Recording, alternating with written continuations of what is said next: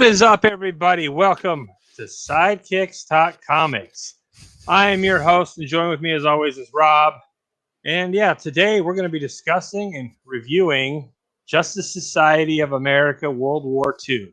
But before that, Rob, we'll start with you. How about we take a look at some of your comic books you got there this week? What I picked up this week. So yeah, like you, my LCS had some issues with Diamond this week, but managed to get it straightened out for the most part. I got to start myself off here with the Trials of Ultraman, because I can't help myself with Ultraman.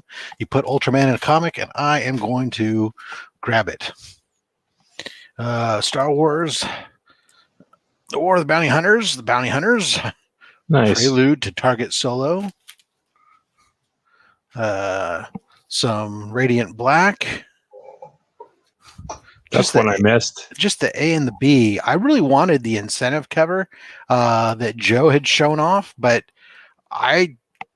for once, my LC, either somebody else decided to step up and spend the money on it, or my LCS may not have had enough people subscribing to it to get it.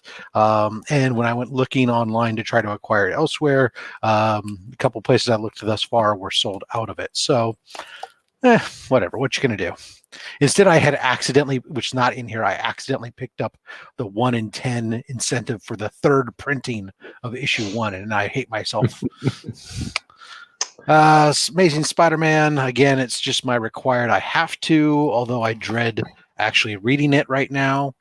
Oddly enough, I almost as a joke should buy a couple more of these, tear them up, and send the torn up comic books in for the Nick Spencer autograph signing that CGC just announced, and say, here's what I think of your books.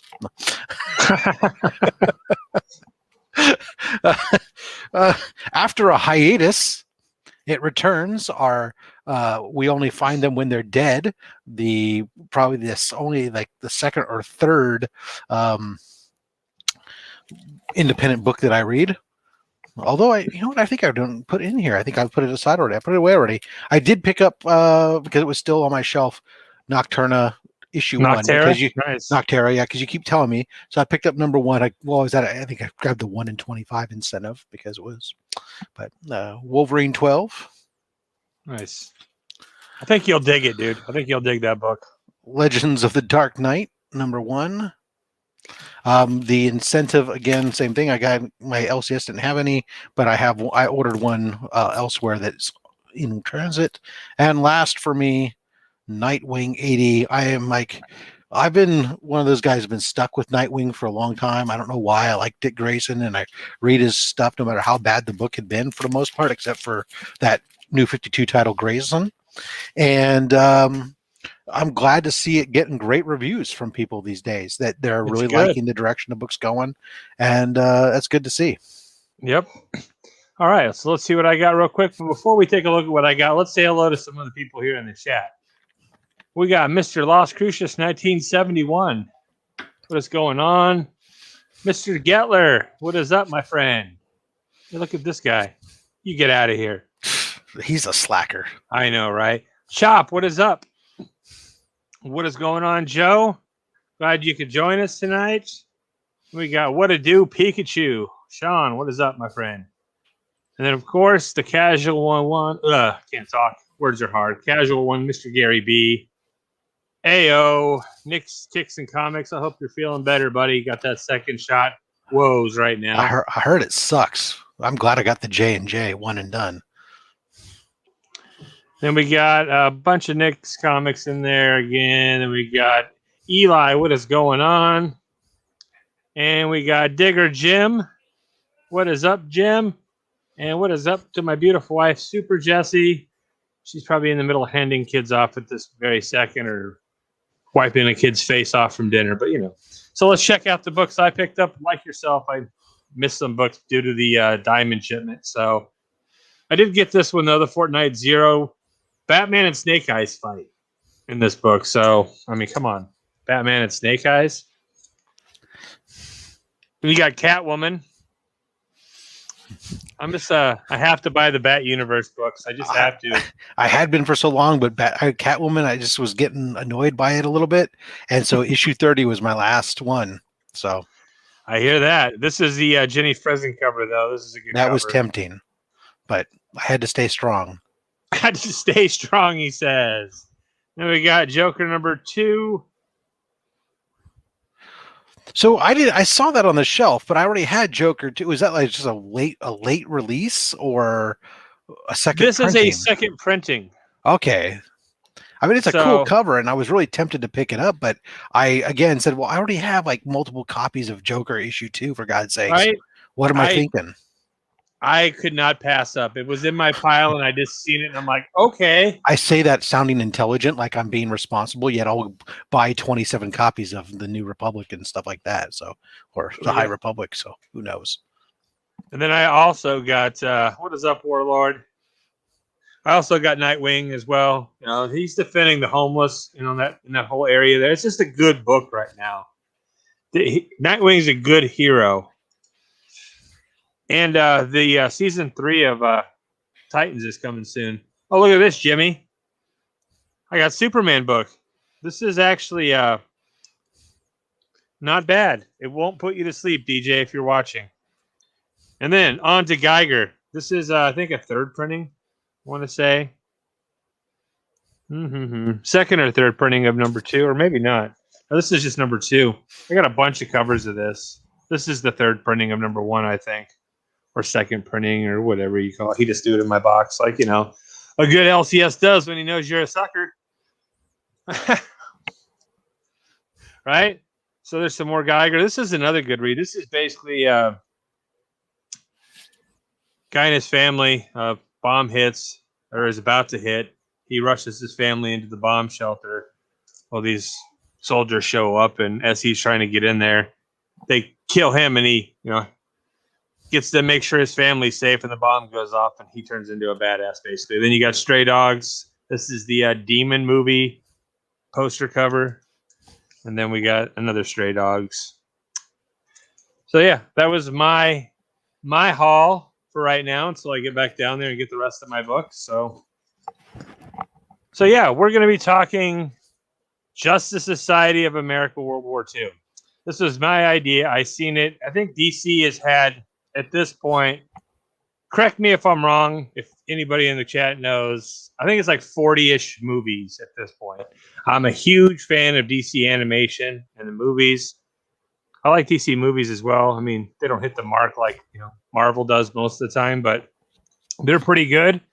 And I told Rob, hey, let's check this movie out. And he's like, so I got to spend money to do Sidekicks.comics this week? I'm like, yes, sir, you do. And so we did. So, Rob, I want to hear what you thought of the movie. I'll kind of give you a breakdown, you know, of the people in the chat if you haven't seen it. It kind of starts off with like, I want to say it's Earth 2, where it's Steve Trevor is having a conversation with President Roosevelt, and it's like, you know, the whole Nazis are taking over the world kind of thing, and Steve Trevor is trying to convince, you know, President Roosevelt that they need to put together a team. And it's actually Gardner Fox's original Justice Society. So you got like the Hour Man, and you got Hawkman, you got Wonder Woman, you got the Jay Garrick Flash, and then it goes to like Earth 2 or Earth 1, or I'm pretty sure it's Earth 1, where you got Barry Allen talking to Iris West there, you know, about their relationship, and then Flash has to go off and do his thing. So what did you think there, Rob, of the movie as a whole? I flippin' hate you for making me have to sit there and watch that pile of drivel. What? My God, it was one of the worst movies I had seen in a long time. And I like the DC animation movies for the most part. It's not that I don't like animation movies or I don't like DC, but that movie was a pile of garbage. And here's what I want you to think about this for a second. Okay. Now, for everything you had just said, because I don't want to go deep into spoilers in case people want to see it and make their own decision, because that's ultimately what's important. But the premise, what is the premise of the movie? What's the plot? You essentially have this, this Justice Society is formed because the Nazis are collecting magical artifacts. That was the impetus. But then it's dropped. There's no the rest of the movie. There's not another conversation about that. The Justice Society's there to just Barry Allen from one Earth just for some dumb reason ends up in the other, and he thinks he's in the past, and they think he's from the future, until finally suddenly somebody says, "Well, maybe it's a parallel universe or something," and then it's just like, let's fight Nazis here, let's fight Nazis underwater. Oh, hey, look at that! Here's the Atlanteans. Oh, and for some reason, I'm this guy who don't even have a name in the credits. I'm just called the Advisor, and I can mind control people. But I was a pirate, and for some reason, my ship sank, and I like the Nazis, and I'm convincing these people to fight for the Nazis. Cue to another cut scene. Now the Atlanteans are invading the boardwalk, and we have to defend the boardwalk. I mean, that is the movie, and it is. Well, let me tie it together for you. Hold on. It gets from one point to another, one fight to the next fight. The best part of it, and this is the big spoiler. If you don't want to hear any spoilers, folks, close your ears right now. It's earmuffs time. The best part for me was Hawkman getting Steve Irwined.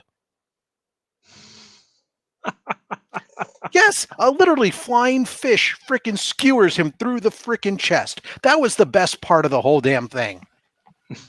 I digress. So here's the thing: the whole magical items that they were talking about with Hitler and stuff, that is what they were using to basically mind control, Aquaman. Where did that guy say it was his own? He said it was his own ability. That didn't say anything about. That's what I thought. That's what I was. He said it, he had this ability. And I figured that, they found that magical item that they were talking about. That's what I thought. If so, that was the lamest. But isn't the whole premise of it great? I thought it was a great movie. See, I was the complete opposite. Like the whole idea at the beginning of, where Iris and Barry are talking, and Iris basically wants him to say, look, I'm your wife. I want you to be my wife. Yeah, girl trying to nail down a guy. Got it. Okay, yeah, we're there. And then, but Barry doesn't want to be nailed down. Got it. It's not even nailed down. He doesn't want her in harm's way by everyone knowing. Yeah, the usual superhero trope. I want to protect you by not letting people you're together, and I won't commit. It's like a cop out, but yeah, it's great. Okay, that's fine. That's fine, but. Can I talk now, or are you just going to ramble and just go ahead?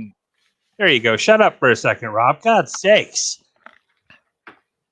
It's a cartoon, Rob. Remember how we were talking about continuity and the other? You're kind of being a little the pot calling the kettle black about how people complain about continuity and just it's supposed to be a fantasy and a comic book, right? So like you were complaining about other people doing exactly what you're doing right now. It's a cartoon. It's supposed to be fun. It's supposed to be entertaining. And does it have to make 100% sense? No. Should it have a plot? Does everything in Star Wars make 100% sense? No. Like the new ones? No. Let's be honest. But not you everything's still good love about them. Star Wars. No. Let's talk about also like the High Republic. Trash. Yes. Trash writing. You love it.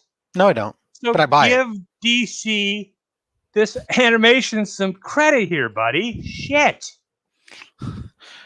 Oh, so here's this is why you didn't want me to invite Mark on, because you knew Mark would eat you alive.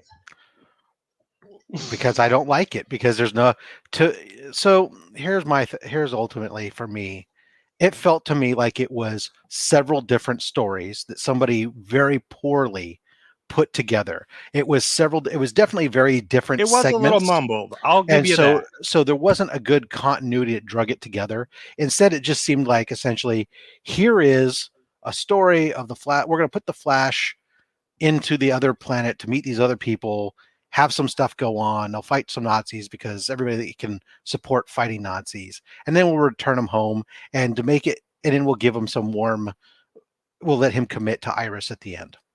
I mean, so it's if you just sit back and enjoy it, you can kind of see how it sort of makes sense, can't you, though?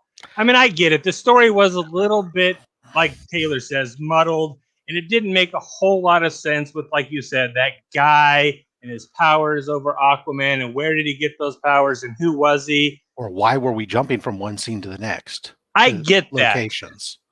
But the whole premise of the movie was, like, the whole Justice Society of America, that's a team that what was the premise? No, go back to the premise. Tell me, what was the premise? Of bringing the team together, and then Barry, basically, the whole plot of the story for me was Barry seeing that Trevor died, and he never got to marry Wonder Woman. Major spoilers, by the way, guys, now at this point. Yeah, it doesn't matter, but that's the whole plot, right? Trevor died, and he was supposed to marry Wonder Woman. They had this relationship together, and then it makes Flash think, well, shit, that's kind of the same situation I've been doing with Iris this whole time, in which he's been complaining about. So now I get it, right? Yeah, it's a long way to get there. That's for sure. I did tell you though, the thing I thought was kind of weird. It just kind of like scraped at the side of my neck and was annoying me. Was early on when he meets Trevor there, and he's just constantly going,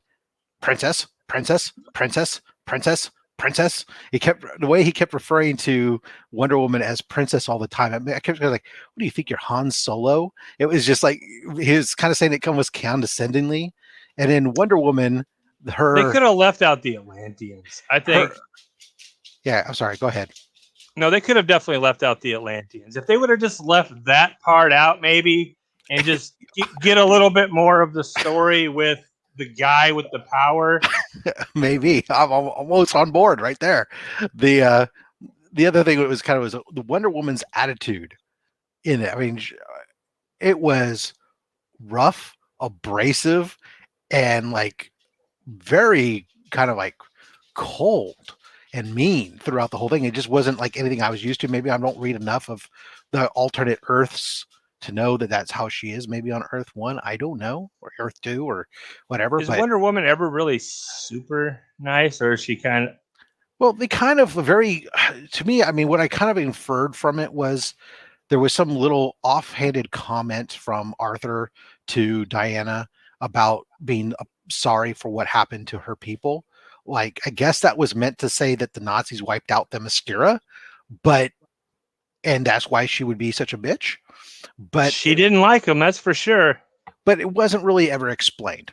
Now, I did like, I'm going to give you something, the fact that Wonder Woman wasn't the freaking secretary for Justice Society as it was then. She was the leader of the Justice Society out there. That was much, much better.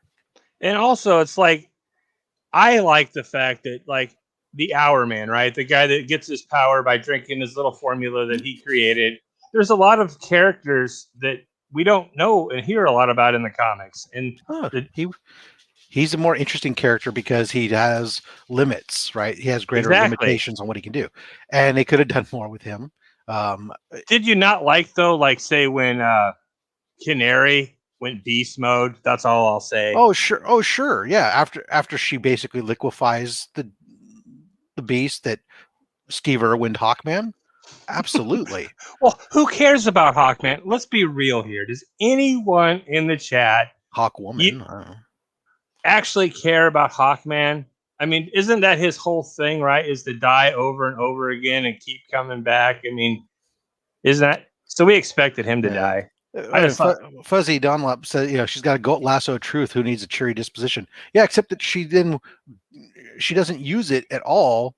She didn't have it apparently in here because she was trying to interrogate Barry Allen, and they had half the Justice Society. That's what I didn't like. Threatened to beat him up to beat the truth out of him or something. It's like, what the hell? That was the one thing at the beginning. I was like, well, Wonder Woman's standing right there, and she does have a lasso of truth. If you would like him to tell the truth, I'll get the truth out of him. Oh, what a bunch of heroes you guys are.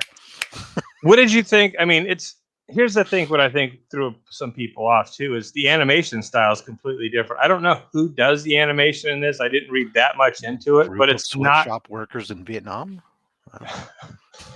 God. Throw it out there. Probably true. The animation was good. It wasn't as good as it's always been. I don't think it's better than the past animation. I think I like the old stuff better, but that could just be me being old and maybe not as cranky as Rob. I would tell you here's one last. I thought Rob was actually gonna like this. So when Rob was like, "This movie freaking sucked," I went into it expecting to like it. I was like, "What in the world happened?" This is the worst part. Is I went into it expecting to like it. I wanted to like it, and then I came out of it going, "What the hell? I hate you, Jason. I can't believe you made me watch that." You know, I can't believe you made me spend $6 on this damn movie. Yeah. So I used some of my credits. I bought it, so I spent $20. Rob. Oh, I didn't even buy it. No way. I'm glad I didn't. You know, and here's the last thing on there that kind of like really just again didn't make a lot of sense, right? So as long as we're spoiling, let's spoil it big. So let's talk Superman for a second, right? Which one? Shakespeare or Superman? Shakespeare, right? So when we come to this other Earth, we got this embedded war correspondent who's I liked the concept. He's traveling with this group of superheroes and he's making up fake news to spin the stories in order to hide the fact that they have superpowered people fighting on the side of the allies. And so he's coming up with other things excuses to cover it up and reporting on the heroes of the soldiers as opposed to these guys. Great concept. And then we get revealed at some point that he's Superman, that it's Clark Kent. Great. But he doesn't want to help, doesn't want to do any of this stuff. And he explains when Flash asks him, you know, what's your deal essentially. And you're the most selfless person I know on my planet. We find out that his parents died when the Kents died on that planet when he was young. He ends up in an orphanage and he learns that at an early age that you only take care of yourself. And we hear that a lot, that type of mentality, and portrayed a lot within unfortunately the foster care system and all this stuff, right? Sometimes that there's some people out there that don't get the life that you would want, and they have a negative experience. So they basically end up just looking out for themselves, whether it be in a family home or a group home. So we get that. That's the Superman character. Okay, cool. That's a nice twist. Cool. Boom. He disappears. He sneaks out. He's gone.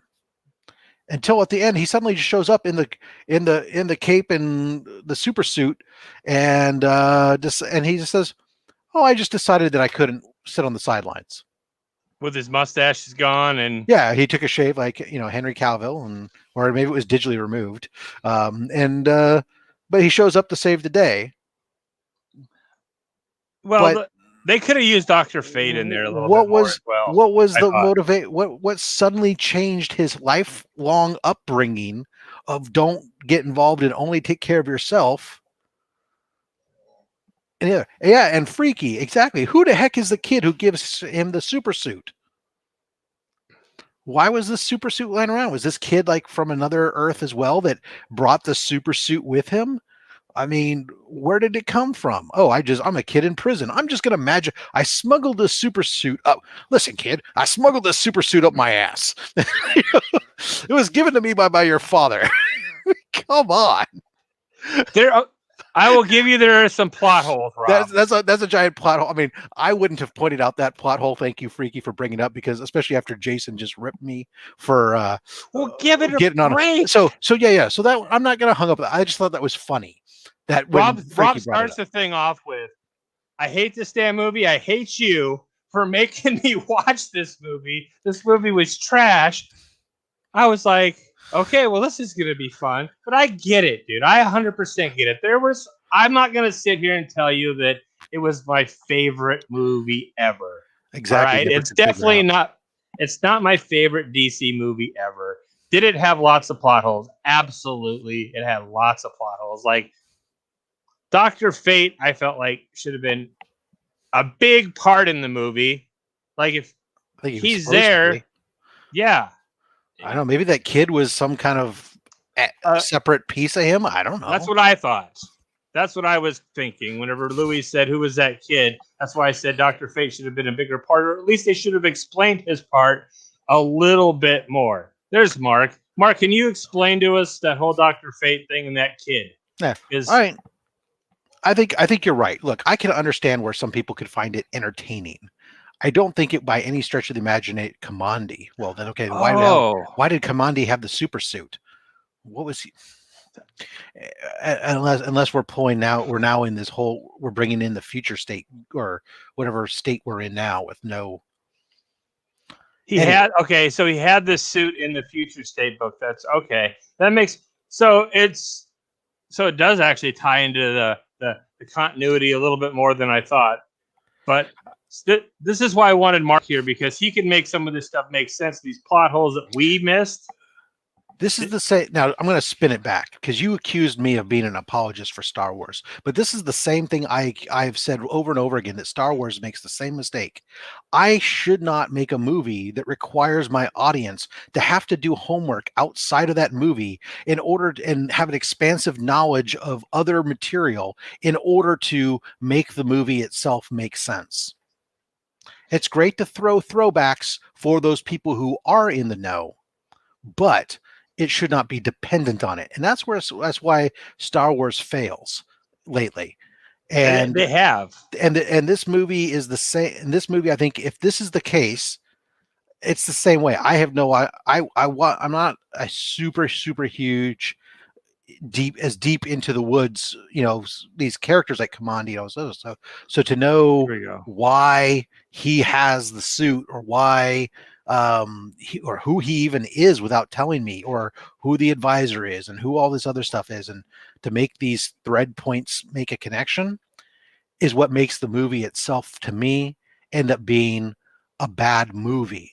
Now, there are plenty of entertaining movies that are also bad movies. Here's the thing, like it was very entertaining. Like I love the whole thing between Iris and Barry, the whole love thing, and then the whole Superman and his mom dying and his dad dying, the whole twist like you said on that. And the whole Aquaman, that was a little odd. Like who was the guy that actually was mind controlling Aquaman? That is really the question I have for Mark that I would have loved to ask. Who was that guy? In the credits, he was just called the advisor. And I assumed from watching, because I only watched it once, I assumed that because at the beginning, like I said, they were talking about a magical item. I assumed that possibly that guy had found the magical item, and that's what he was using to control Aquaman and all these people of power to do his bidding. So I don't know. I can't. I heard it again. I only watched it once, but I heard that the Nazis were looking for magical items, plural. They were basically doing what they do in Indiana Jones and in the Marvel movies, looking for these arcane things. And that this guy, it was his own powers. It's kind of like he basically said that he was a pirate, which I didn't know how many pirates there were around that time. This was Felix Faust. Okay, potentially, yeah. Okay, but that he had this power of suggestion, and he just wormed his way in. But why he was connected with the Nazis didn't make any sense, other than that he seemed to think that he'd make more money work with them in control. I don't know. So really, I mean, the plot holes were fillable if we had read some more of these books, like a lot more of the future state, because I'm guilty of not reading a lot of the future state stuff. That's why, like, possibly, like the whole Commandy thing, like where the suit came from, like me the whole time I was thinking that boy was part of Dr. Fate. I thought he was. Mark says if we didn't do the digital, but we had actually gone out to the store, bought the physical, apparently there's some other compendium that comes with that then you'd be able to watch, or some extras or something on the DVD. Because that's what he was telling me earlier. Because people buy DVDs. Oh. See, Taylor says only 3 people in the book. Taylor Winder. Yeah. So don't be a dick. Never could figure out we're talking about the Justice Society of World War II. Look, at the end of the day, did I really hate it? No. I thought that would be great to make this more entertaining, to really come out against it. I didn't enjoy it. I did find it, it was better than I spent that hour plus watching it while I was supposed to be working. So nobody from my company better have heard that, but so it was more entertaining than that. But So you got paid to watch it, actually. yeah, well, I mean, I had to pause it a few times to answer the phone and do work for 5 or 10 minutes. But at the end of the day, was it entertaining to me? I can see where people would find it entertaining. I could see where people could enjoy it. I don't think that there's an argument for it being a good movie. I think that there's too many plot pieces that we're missing. But then again, that same argument, as you said, can be used for Star Wars, and I would agree with you that many have issues. See, I Many of honestly those thought you were a have. bigger fan of High Republic. No, I realized you were buying them not only for. I didn't realize you were buying them just for spec. That's my big spec, pretty much. I thought you were actually reading them. I can barely read it. I was going to say, I thought you were actually loving that book. No. That's why I was like, if you're loving that book, Kathleen Kennedy's involved with it. How could you ever like it? It's a mess, that book, but yeah, it is what it is. It's actually maybe that there's rumors that whole group, different discussion. There's whole rumors that could be being kiboshed pretty soon. So, yes, so much that's a whole nother show. All right, that's all I got. That's all you got. What do you got? Well, at least the beginning of this show is just so you guys know. Me and Rob love each other. I was giving him a hard time at the beginning, but I honestly thought that like you were legitimately like you were angry that I made you watch that movie. No. I'm like, I was like, what? Are you really? Because I asked him in a chat earlier. I was like, what did you think of the movie? He's like, oh, you wait, we'll save it for the show. Like, I was like, well, I didn't want to let you know that I didn't care for it, but at the same time, I wanted to really play it up because I think you played it up. Yeah, you played the hell of it up. It's good. And now we're in the after show now already, revealing the behind the scenes. Yeah, so make sure you stay tuned for the R-rated version of the show. When Jason drops more than one F-bomb. I only dropped one, didn't I? I said only one. Okay, in the R-rated portion, you'll drop more than one. You only get one in a PG-13. I was trying to be super nice and angry at the same time. It didn't work out for me very well. So yeah, make sure you watch my show with Gary B coming up in about 30 minutes after I go take some Xanax or something to calm my. Watch out, Gary. He's coming for you next. Don't you ever talk bad about DC. All right, everybody. Have a good night, and let's find our outro and run it. Oops, that's the wrong one. God, I fit.